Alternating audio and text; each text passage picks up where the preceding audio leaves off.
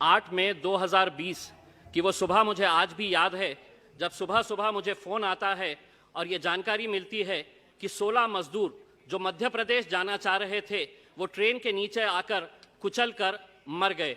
मैं जब वहाँ पर उस जगह के ऊपर पहुंचा जहां पर ये मजदूरों की मौत हुई थी, तो वहां पर पुलिस वाले थे। मैंने कहा कि कितने लोगों की मौत हुई है, ये बॉडीज कहां पर किस अस्पताल के अंदर ले जाया गया है। तो मुझे बताया गया है कि ये लाशें अभी भी वहीं पर पड़ी हुई है। लाशों का मतलब ये था कि छोटे छोटे गोश्त के टुकड़े वहां पर पुलिस वाले थैलों के अंदर भर रहे थे, ये हालत थी।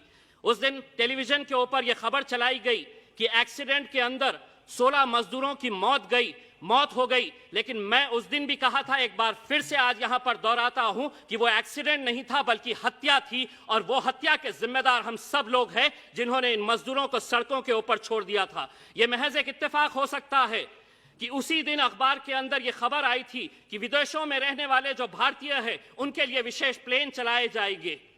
क्या ये मजदूरों को हमने मरने के लिए सड़कों के ऊपर इसलिए छोड़ दिया था कि इनकी याद हमें सिर्फ इलेक्शन के वक्त में आती है, और इनके लिए जो विदेशों के अंदर रहते हैं उनके लिए विशेष फ्लाइट्स का प्रबंधन किया गया था?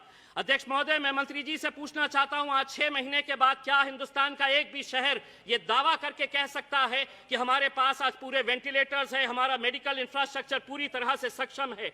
आज भी मंत्री जी, जिस शहर के अंदर वेंटिलेटर्स है, जिस हॉस्पिटल के अंदर वेंटिलेटर्स है, वहां पर डॉक्टर्स नहीं। जहां डॉक्टर्स है तो वहां ऑक्सीजन नहीं, और जहां पर वेंटिलेटर्स भी है, ऑक्सीजन भी है, डॉक्टर्स भी है, तो वहां पर बेड्स अवेलेबल नहीं है। जब हमने आपसे वेंटिलेटर्स के बारे में पूछा तो आपने कहा कि नहीं, थाली बजा लो। जब हमने आपसे पूछा कि डॉक्टर्स नहीं है, ऑक्सीजन नहीं है, तो आपने कहा कि दिया जला लो, अंधेरा कर लो।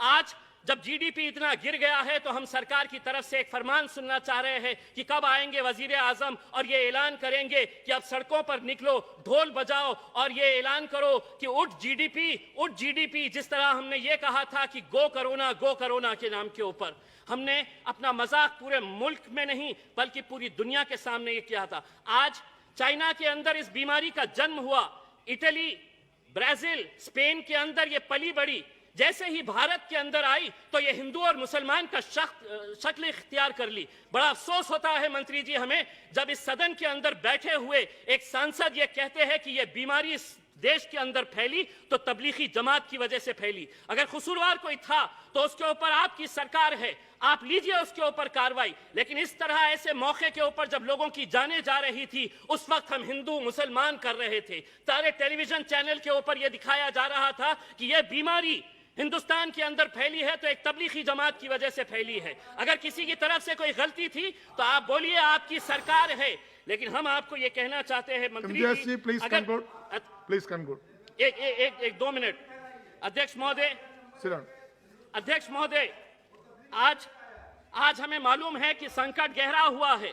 हम सरकार का पूरी तरह से साथ दे रहे हैं। ऐसा नहीं है कि हम विपक्ष के अंदर है तो हम हर चीज की आलोचना कर रहे हैं। आपने मेहनत किए है, कोशिश किए है, लेकिन जिस तरह के जो फैसले लिए जा रहे थे ऐसा लग रहा नहीं था कि ये मुल्क के अंदर लोकतंत्र है बल्कि तानाशाही है कि 4 घंटे पहले आ जाओ, कह दो कि 4 घंटे के बाद देश बंद हो जाएगा, और देश बंद कर दिया गया है। आज अगर यही हालत रही तो अध्यक्ष महोदय 30 सेकंड सिर्फ, आज यही हालत रहा तो देश इस मुल्क के वजीर आजम को देखकर यही कहेंगे कि आखिर हम बोले तो बोले क्या, करे तो करे क्या। वाह मोदी जी वाह।